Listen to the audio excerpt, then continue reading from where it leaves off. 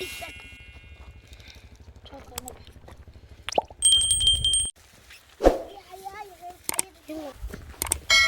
جولة البحث عن اللوز،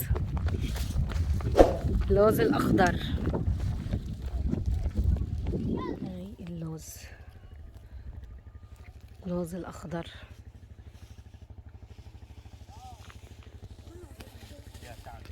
بعده صغير اللوز الأخضر.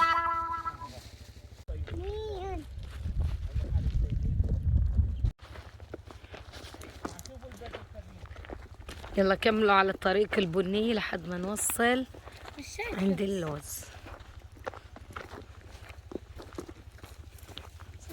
ما شاء الله الأزهار. بدي أعلمكم لعبة من ألعاب الطفولة. ناخذ هاي النبتة نرميها من كل كم أخو إلك يا حلا؟ ولا واحد. طب يا حلا يلا جا نعملها كم أخو إلك. نور طلع علي. كم أخو إلك؟ اثنين. لا أنت أربعة مش اثنين. واحد إنه حمودي بس. حلوة هي اللعبة كنا نلعبها واحنا صغار. واو. تعال نشوف حمودي. واحد مش كده مسك اثنين. أخوي أولاد. أخو اثنين ذكور صح، إخوالكم اثنين. صح ماما إلك أخوين، خالو حسن وخالو سعيد. صح. حمودي شركة لوز. واو. يلا يلا تعال تعال لك اللوز. ملاني لوز الشجرة ما شاء الله. واو. ملاني لوز كبير. هاي عواجة اسمها. طلعوا. فرجيني جنغلتك. ما شاء الله. كبار. انتهي بعد مر. لا مش مور زاك طعمه.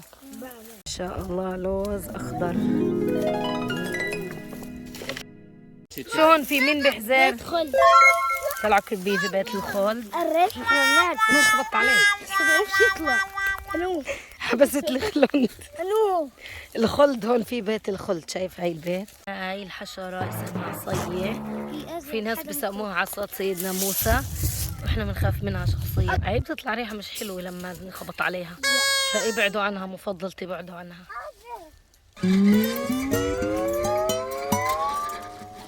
هاي الطحالب اللي على الصخر، والالوان اللي على الصخر بتدل على مواد اجين عليها. واو. في مواد اللي بتعمل لون اصفر، مواد بتعمل لون اسود. لزون صغير على غصن شجرة اللوز. في فرو على الشجرة، فرو يعني في حيوان مرة من هنا.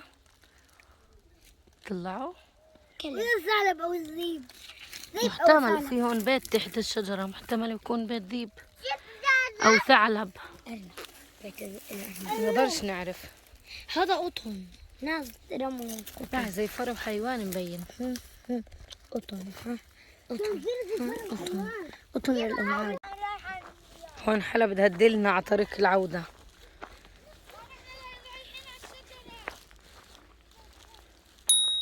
نمشي بالطريق البنية. وصلنا سيارتنا. صح.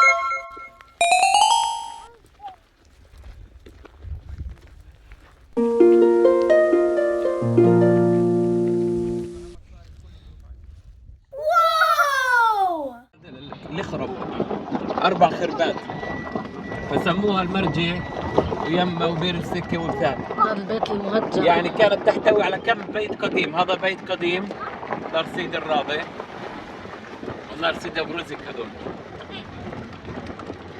احنا هناك بيتنا. في حدا يقدر يشوف بيتنا من هون؟ أنا. عادة مبين. هاي بيتنا هذول، هاي بيتنا.